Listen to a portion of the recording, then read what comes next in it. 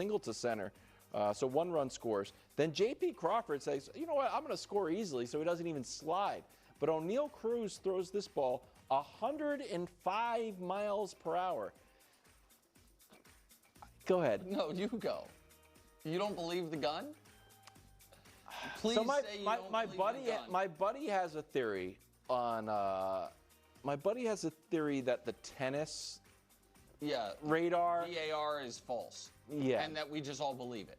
Yes. This gun, I'm just saying, this doesn't look 100. It bounced. It doesn't look like it was 105 miles per hour. Can I just say something real quick? I don't know if I agree with your buddy or not, but I told you 2 weeks ago that the home run tape is wrong. And you were like, oh, you know more than the home run tape is real. No, it's not. And I'm an O'Neal Cruz guy, so it's a good time we had a highlight here. Also, the bad news is the Pirates were shut out 3 games in a row. Yeah, Paul Skeens takes another L. Yeah. In the Cy Young race, I think he's 4-7. Yeah. Not good. Not great. We're going to have a baseball guest on to just talk about it. About the gun and the tape? Weird. Gold Cup final. This is a non-handball, controversial handball no call. I think that's a fair way to describe it. Were you okay with this call, Nick? I was okay with it only because, like, the Wright team won.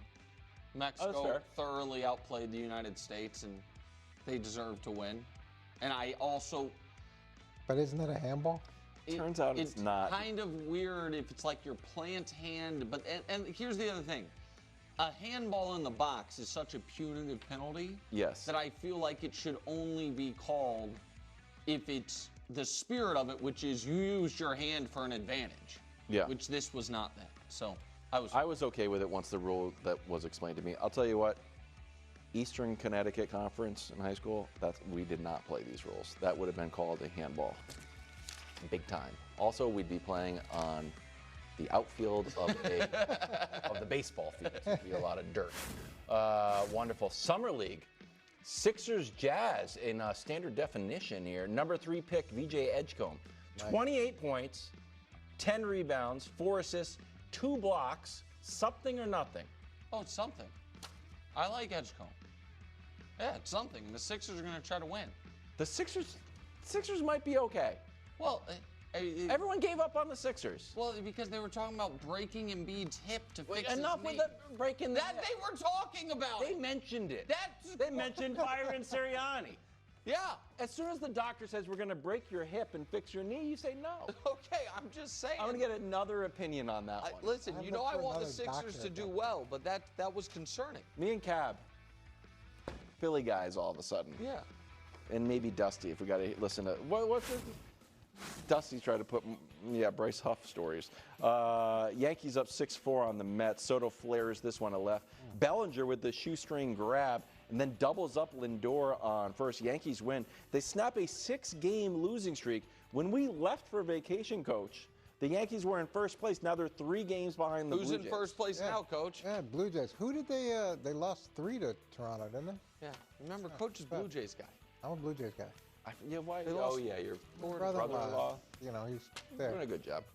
Wonderful. Heat Lakers. Bronny. Early steal. This is a classic steal. Little bit of bounce. Also, like the workouts. Ooh.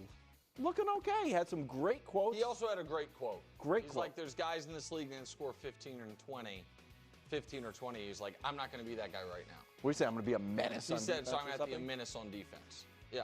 He doesn't really miss on these quotes. He's handled himself really perfectly. I'm rooting for him. Also, with the one quote that I didn't think was kind of funny. What? They asked him about the LeBron trade rumors, and he was like, yeah, I don't really pay attention to that media stuff. And it's like, buddy, it's your dad. It's not like, I don't know what's going on my dad's work.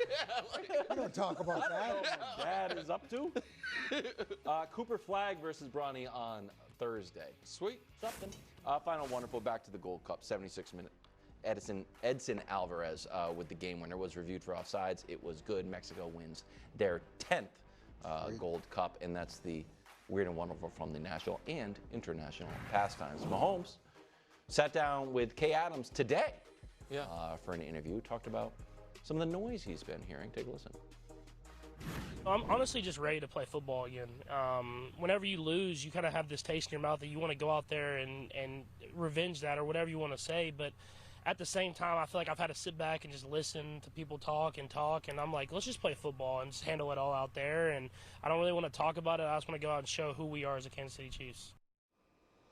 That's why I'm a Mahomes guy. I am. I do like all that. You've done all offseason is be one of those people. Get out of town! All you've done is make fun of him. All you've done is make fun of him for, as you put it, shamelessly stat padding once Sirianni I never said That's all you've done. 100% wrong. He was doing these little dinks and dunks, and they played conservatively the whole time. And then once Sirianni was covered in Gatorade, he decided to sort of let it loose and be the true Patrick Mahomes. There you go. I want to see that the whole year. You guys are go ahead, Coach, because you're the Pied Piper. I'll take 14-3 and a ton of highlights. Well, yeah, 14-3 would be great. That'd be the 1 seed as well. Yeah, I'll take that. Yeah, okay, sure. Well, you got 15-1. Yeah, a little here and there. Okay. What do you think Mahomes has done differently this offseason? Like, what do you? He should cut his hair. Besides, do you feel that there's been any sort of different approach? We've seen it with Travis Kelce, and we've seen how he's approached the offseason, to me, which was radically different than last year. And I would imagine that Patrick is extremely frustrated to lose the way that they did and they were a much better team than that game reflected. Yeah, played the worst game they played in 4 years. Yeah, it's about as bitter a taste as you can have going to the offseason. But it's going to be interesting to see if we get a much different Patrick Mahomes or we get the Patrick Mahomes we've kind of become used to over the last couple of seasons. So I am not speaking for Patrick. I will just speak for me, but I imagine he shares some of these feelings. Okay. When you have had an unprecedented start to a career, there is, by definition, no precedent to compare how someone else in your position would act or react or what they would do. So, when no one ever has had, through the first 5, 6, 7 years of their career, the success Patrick has had. The only person close is Tom, but he didn't have the individual accolades to go along with the team success early. He had the 3 Super Bowls, but he didn't have, all pros and MVPs and records, right? Missed the playoffs. And missed the playoffs 1 year as well, right? And so if you're Patrick Mahomes and your first year ever as a starter, you have what some people argue is the single greatest season a quarterback's ever had. It's your first year ever as a starter. And then your second year as a starter, you win the Super Bowl. And then your 5th year as a starter, they trade away your Hall of Fame receiver, and you put up the most yards any player has ever put up in the history of the league in a season.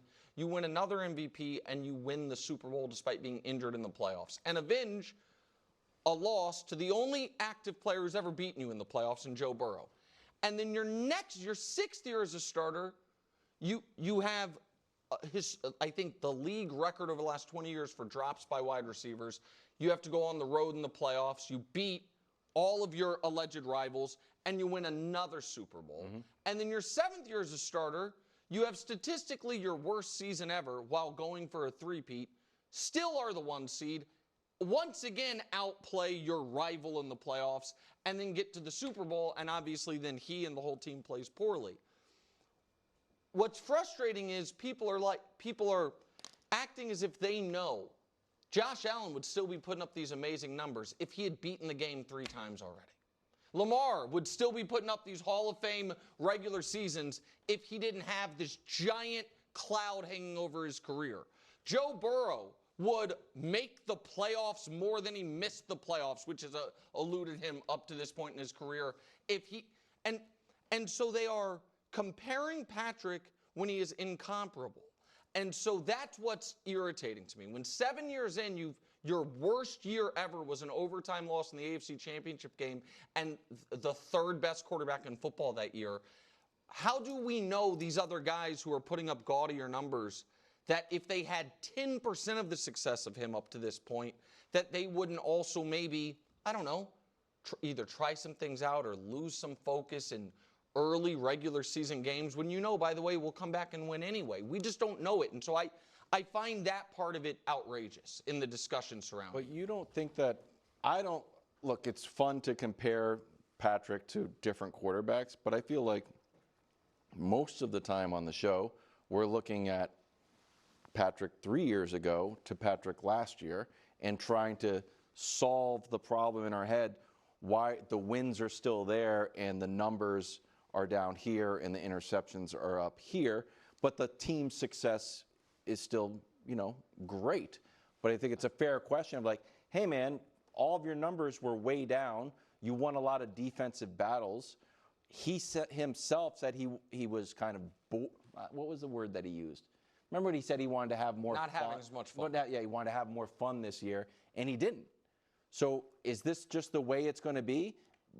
Gutting out wins, doing what it takes? Sure, you can be like post stats. I'll buy that if that's what we're going to do. Well, but a part of us wants to see the ball fly around. I believe the expectation is when someone comes in, they set a bar, that they're either going to be able to maintain that bar or they're going to continue to improve and get better than the bar that they set, which has been much different than what we've seen of Patrick of late, where his numbers have come down from what we saw early on, and people are trying to understand, well, what's happening to I guess that. Sorry, I'll let you finish. Well, and I know you talked about the drops by the wide receivers and losing Tyreek Hill, and you've identified a few different things as to why this could be the case. But if you set a bar and then suddenly you're not hitting it anymore, people are wondering what the issue is. And I guess my frustration is the time period we're talking about him not hitting it is also the most successful 3-year stretch any quarterback's ever had in the history of the league. So that's frustrating. And I think that's frustrating for him. This 3-year stretch where he has not lived up to it, he has won a league MVP, he has been the 1 seed twice and the 3 seed once. They have beaten every single one of his alleged rivals in their building or in his building. He has outplayed in the playoffs Joe Burrow, Lamar, Josh twice, and all the young guys, Trevor, Tua, and CJ, not only beaten them, outplayed them all, put up better stats than them in the playoffs, and then also did it to Purdy and Jalen Hurts the first time around, and then obviously lost this last time around. And so, like, that part... But I don't think people are comparing him against the other quarterbacks. They're comparing him against him. So that's... He has set the bar, and that's the comparison as opposed to him versus Joe Burrow. There's only one Patrick Mahomes, and everybody wants the Patrick Mahomes that we've known. If that were the case, I wouldn't have an issue with it. That's where every year for the last, this will now be the 3rd, I think, in a row. When this top 100 comes out, he ain't going to be number 1. He's not going to be the number 1 quarterback. He hasn't been the number 1 quarterback in years. The Pro Football Focus just did their top 10 quarterbacks. Josh Allen, number 1. Our friends at Pardon My Take did theirs. Josh Allen, number 1. There's going to be, we can say we're only comparing him to previous versions of himself. But in real time, across a ton of football media, they are saying he's not the best quarterback in football. And my answer is, then one of these guys one time ever outplay him in a big game. Jalen Hurts did. And if you want to say, and therefore Jalen Hurts is the best quarterback in football, I'll disagree with you. But at least he can say, I outplayed you in a big spot. Joe Burrow did once. Mahomes then got him back, and Burrow hasn't seen the playoffs since then. So he kind of lost that ability. Just one time,